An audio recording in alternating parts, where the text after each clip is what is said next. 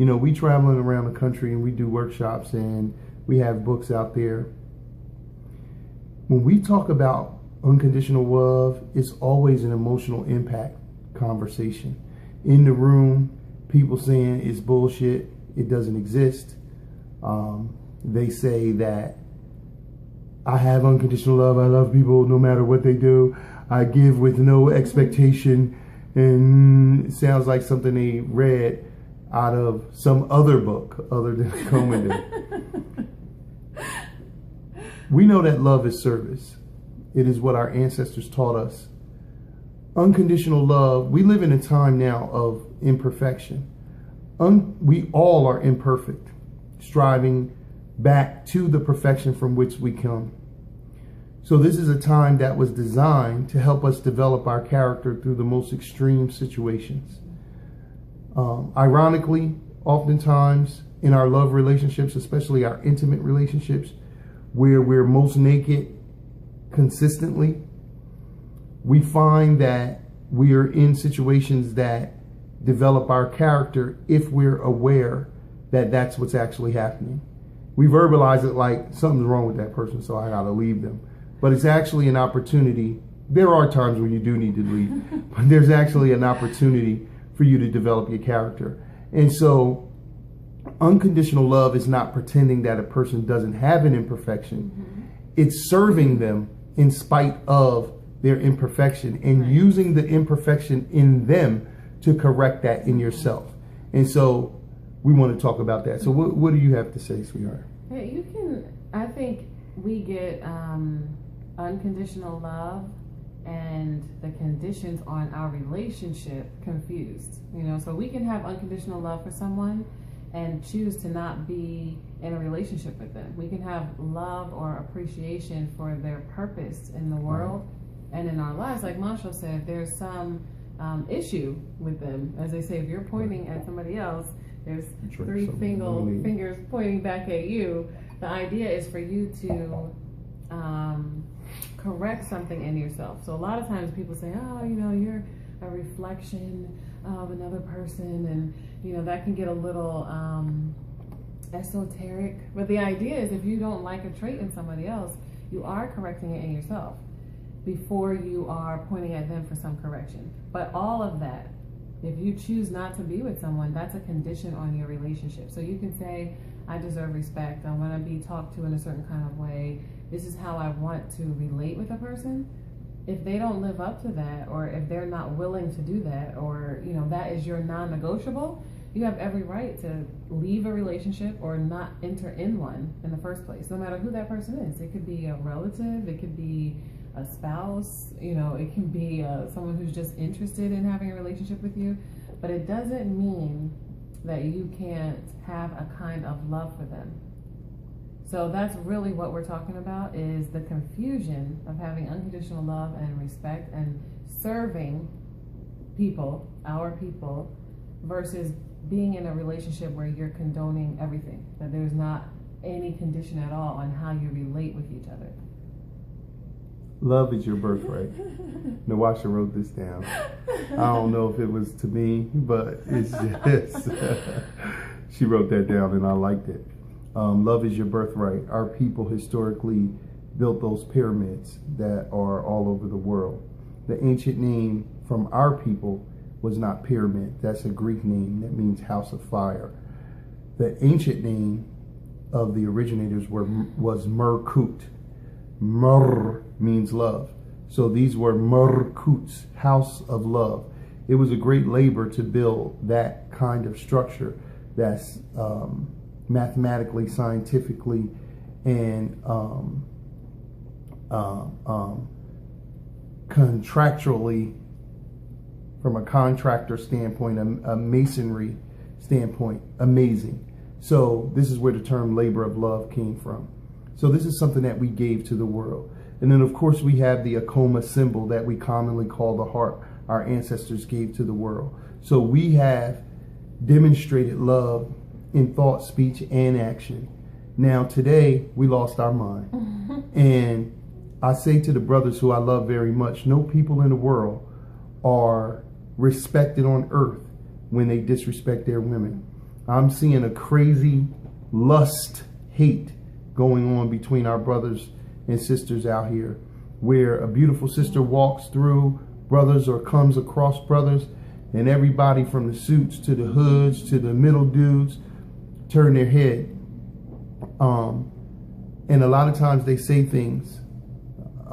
If that sister is unavailable or if she's uncomfortable with what's said, it goes instantly a lot of times from this lustful coveting to I'm cursing you to hell out.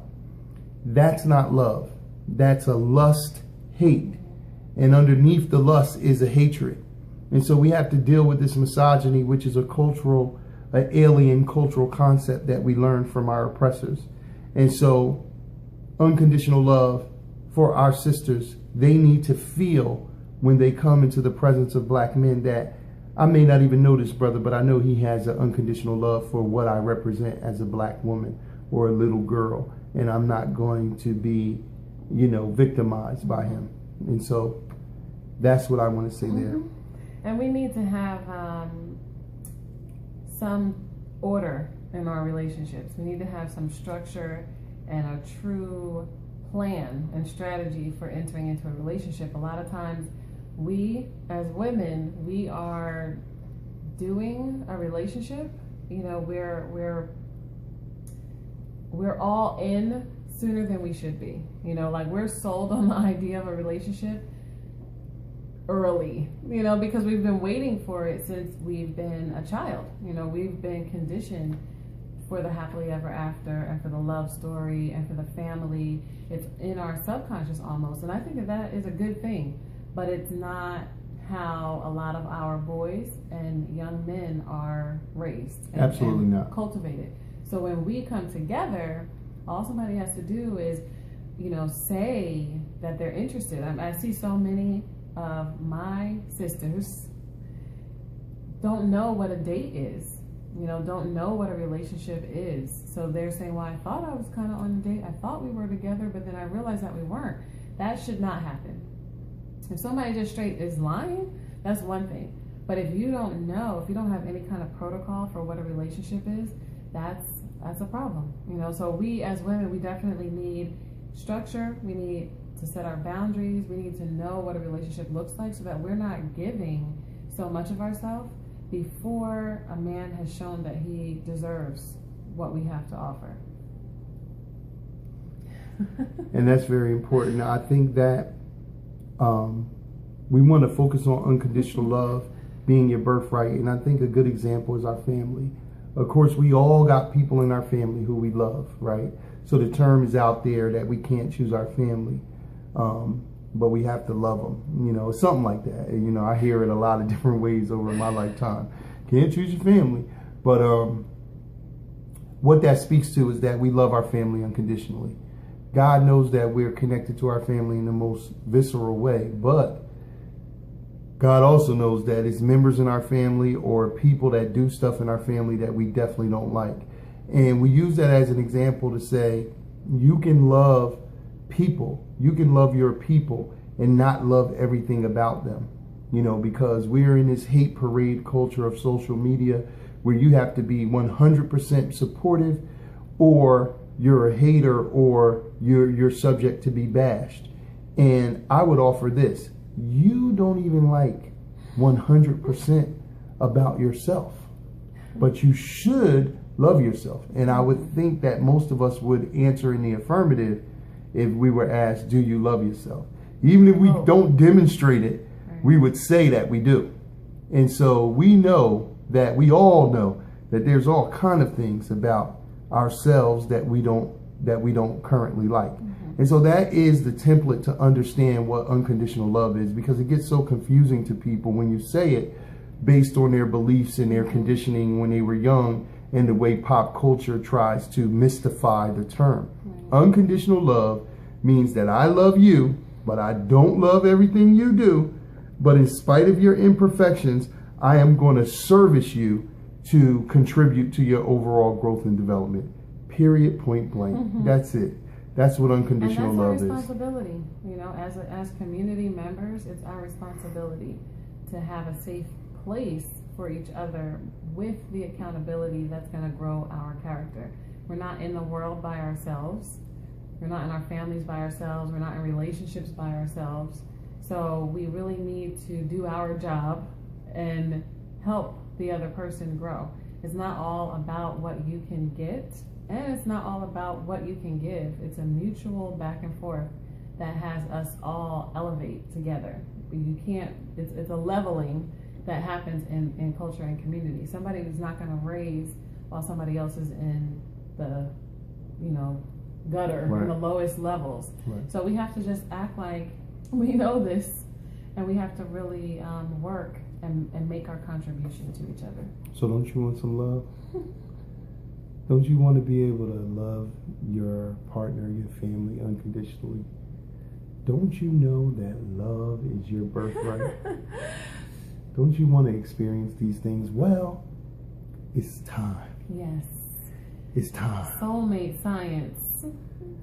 So we wanted to just open up the conversation, and as always, we want to give you something practically you could use. Name a time in your life as a parent or a family member when you had to work with someone, you had to serve your children or some family member or somebody who's very close to you, a friend like family, but there were aspects of them that you had to overcome, aspects of them that you didn't like, that you had to overcome. How did you do that and still serve them? And did those things that you not like about them affect you in your role as the child or the grandchild or the sister or the brother or the parent? Think about that and open up that discussion with either that person, if you're really bold, but with someone else that you love and respect. And let's get this conversation about unconditional love, let's get it evened out so we understand where we are on it. And so that's what we offer to you. We'd love to hear some feedback for you. Definitely reach out to us in all these ways that you see that you can contact us. And until then, as always, love is in the air. I feel like I want to sing a song. Out into song. Love is in the air. It's abounding. And so it's time for us to really deal with it holistically, culturally, and responsibly. Let's get emotionally fit. Let's be emotionally responsible. And until we meet you again, we greet you in peace as always. We say, Nia Akoma Hotep.